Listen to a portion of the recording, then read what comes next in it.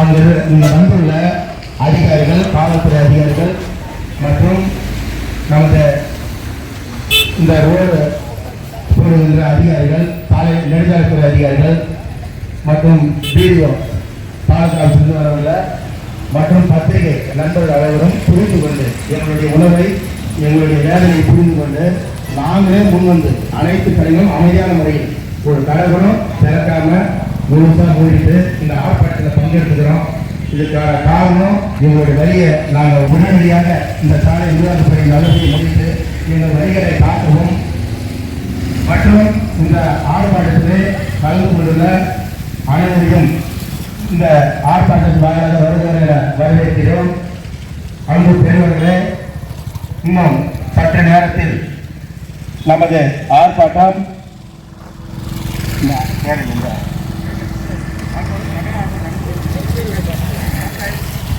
அதனால் அனைவரும் இந்த ஆர்ப்பாட்டத்தில் வணிகர் அனைவரும் இன்னும் திரளாக கலந்து கொண்டு ஆங்கேங்கே இருக்கின்ற ஊர் பொதுமக்கள் மற்றும் அரசியல் கட்சி சார்ந்தவர்கள் விழா மேடைக்கு வருமாறு உங்களை அன்போடு வரவேற்று மகிழ்கிறேன். நன்றி, வணக்கம். பாதிக்கப்படுவது பொதுமக்களும் வணிகர்களும் இந்த கட்சியை சார்ந்தவர்கள் மட்டுமல்ல, அரசு அதிகாரிகள், இந்த ஊரை சேர்ந்த விஏஓ மற்றும் காவல்துறை எந்தெந்த அரசு அதிகாரிகள் இருக்கிறார்களோ எல்லாமே ஒரு மிகவும் பாதித்திருக்காங்க. ஒரு திருடனை நம்ம பேஸ் பண்ணி பிடிக்க போனாலும் அவங்க சீக்கிரம் பிடிக்க முடியாது. அந்த அளவுக்கு மோசமா இந்த 1 மாத காலங்களில் இந்த மூக்கை கடை ரொம்ப சீரழித்துள்ளார்கள்.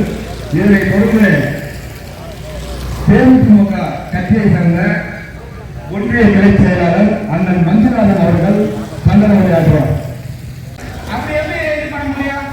இப்ப நேற்று நீங்க போராட்டம் அறிவிச்சிருக்க அப்புறம் ராத்திரி வந்து 7 மணிக்கு நீ ரோடு போடுற. எதுக்கு போடுற ரோடு? எதுக்கு போடுற ரோடு? 7 மணிக்கு எதுக்கு வந்து ரோடு போடுற? எதுக்கு போடுற? 1 மாசம் நிறுத்திட்டு அது போட வேண்டியதானே? இத்தனை இடத்துல போறாங்க ரோடு. இப்போ 7 மணிக்கு வந்து எதுக்கு போடுற? ராத்திரில இருந்து என்னன்னு தெரியாம நீங்க போராட்டம் பண்ணாதீங்க.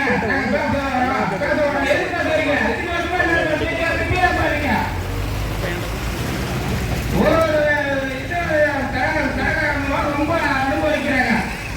டிஜிட்டலும் மேல தூக்கிட்டு அதுக்கப்புறம் எதுக்கு கனவு உடாக போயிடுது?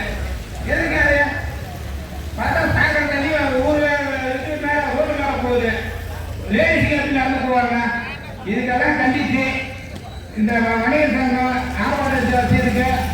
எஸ்பி கட்சி சார்பாக நன்றி தெரிவிச்சுக்கிறோம். நன்றி, வணக்கம்.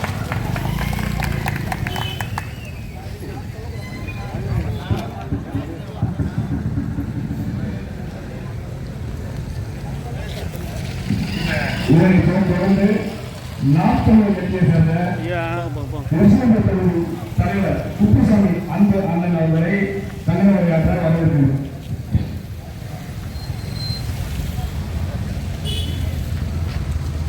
இங்கு கூடியிருக்கும் வணிக நிர்வாகிகள் அனைவருக்கும் மற்றும் வணிகர்கள் அனைவருக்கும் வணக்கம். இந்த கண்டனத்திற்கு நாற்பது கட்சி முழு ஆதரவு தெரிவிக்கிறது. மில்லு வந்து இந்த மாசம் வந்து ஆரம்பிக்க வேண்டியது நல்லா தெரியும். ஆனா ஏன் மற்ற இடத்துல ஒரு சாலை வந்து நல்லா போட்டிருக்காங்க, இந்த அண்ணால போட்டிருக்காங்க, இந்த பக்கம் போட்டிருக்காங்க. ஆனா இந்த குறிப்பிட்ட இந்த இடத்துல மட்டும் ஏன் போடல? இதை வந்து இங்க இருக்கிற தலைவர், ஊராட்சி தலைவருக்கு தெரியாதா? இல்ல ஐயா எம்எல்ஏ வசந்த கார்த்திகேயன் அவர்களுக்கு தெரியாதா? மில்லு வந்து இந்த மாசம் 9ஆம் மாசம் வந்து ஆரம்பிக்கிறாங்க தெரியல எல்லாத்துக்கும். ஏன் இந்த குறிப்பிட்ட இடத்துல மட்டும் ஏன் வந்து சாலை வசதி வந்து செய்து தராமல் இருக்குது? விரைவாக இந்த சாலை வசதியை செய்து கொடுக்குமாறு இந்த கண்டனத்தின் மூலமாக நாம் தமிழகத்தை சார்பாக தெரிவிக்கிறேன். நன்றி. தேவாலயங்கள் சுமார் நாங்கள் 1 மாத காலம் போனாங்க பாதிப்பு. ஆனால் கிட்டத்தட்ட அவர் 3 மாத காலமாக வியாபாரம் இல்லாமல் உயரம் பாதிப்பு நிலையில் இருந்தால் அவருடைய வேதனையை இங்கே பதிவு செய்வார்.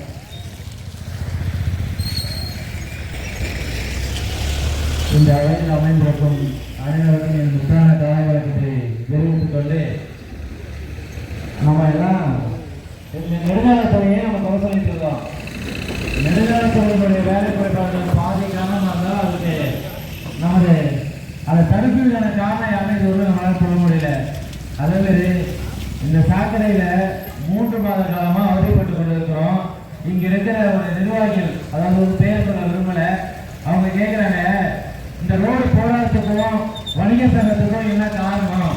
இந்த ரோடு போடுறதுக்கு இவ்வளவு தீவிரப்படுத்துறீங்க, அதுக்கு வணிக சங்கத்துக்கு என்ன சம்பந்தம்? நம்ம அப்படின்ற ஒரு வார்த்தை என்னன்னு கேட்குறாங்க. ஆனால் நான் சொன்னேன், நீங்கள் வந்து ஒரு மணி நேரம் அந்த அவதிப்படத்தில் கேட்டு பாருங்க. அந்த நாட்டத்துலையும் அந்த பஸ்லையும் ஒவ்வொரு கடைக்காரங்களும் உட்காந்து எந்த அவதிப்படுறான்னு எனக்கு தெரியும். நீங்கள் ஒரு பெரிய பொறுப்பில் இருக்கிறீங்க, நீங்கள் ஏன் அந்த ரோடு போடுன்னு சொல்லலாம என்ன ஏன் வந்து போடுறது நீங்கள் ஏன் தீவிர காட்டுறீங்கன்னு கேட்டால், நடக்கிறப்ப நடக்கும்பா, இங்கே ஏன் நீங்கள் இந்த பிரச்சனை பண்ணுறீங்கன்னு கேட்குறீங்க. இந்த வருவாய்த்துறையை நம்ம கேட்குறோம். கிட்டத்தட்ட 10 நாட்களுக்கு மேலே நம்ம நோட்டீஸ் அடித்து எல்லாத்தையும் கொடுத்துட்டு வரோம். இது வந்து இந்த வருவாய்த்துறை வந்து கூப்பிடல. நம்ம காவல்துறை அதிகாரி, 3 காவல்துறை அதிகாரி அனைவரும் கேட்குறேன், அவங்களுடைய காவல்துறை இந்த ட்ரெஸ் அவங்களுக்கு படுதா படலையா அவங்களால உண்மையாக சொல்லுங்க. இங்கே எங்களுக்கு ட்ரெஸ்ஸே இல்லை, நாங்கள் நல்லா தான் இருக்கிறோம் அப்படின்னு சொல்லுங்க பார்க்கலாம். இந்த காவல்துறை வந்து ஆளுமைப்படுத்தி எல்லாம் சொல்றாங்க. ஆனா இதுவரையும் இந்த நெடுமலைத்துறை சம்பந்தமா கேட்டா உங்க ஊர்ல இருந்ததாம நிறுத்துறாங்க, கட்சிக்காரர் நிறுத்துறாங்க அப்படின்னு அவங்க சொல்றாங்க. இந்த வார்த்தையை நம்ம காவல்துறை சொல்றோம். அவங்க யாருதான் நிறுத்துறாங்க அதை பத்தி நீங்க கேட்டு சொல்லுங்க. என்ன காரணத்துக்கு எந்த ஆள் நிறுத்துறாங்க, எதுக்கோசம் வேலை செய்யப்பட்ட வேலை தடைப்படுது, இந்த 7 மாதங்கள் தடைப்படுறதுக்கான காரணம் என்ன? அந்த காரணத்தை முதல்ல நமக்கு தெரியணும். அந்த காரணம் தெரிஞ்சா மட்டும்தான் இந்த வணிகர் சங்கம் இப்ப கூப்பிடுற சமூக பேசுக்கோ பீஸ் கமிட்டிக்கோ இந்த வணிகர் சங்கம் ஒத்துக்கணும். எதுக்காக நிறுத்தி வைக்கிறீங்க? எதுக்கோசரம் இந்த மக்கள் அவதிப்படுறாங்க? எதுக்கோசரம் அலையப்பட வச்சிருக்கீங்க? கிட்டத்தட்ட எல்லா வணிகர்களுமே இந்த கொசு நாட்டத்திலையும் இந்த இதுலையும் எவ்வளவு கஷ்டப்படுறோன்னு எல்லாத்தையுமே தெரியும். அதே மாதிரி இங்க இருக்கிற காவல்துறையும் மற்றவங்களுக்கும் இங்க பொதுமக்கள் அவதிப்படுறது முதல் பார்க்கறது கடைக்காரனா தான் இருக்கும். எத்தனை பேர் ஒரு நாளைக்கு விழா, எத்தனை டூலர் விழா, அதை போய் முதல்ல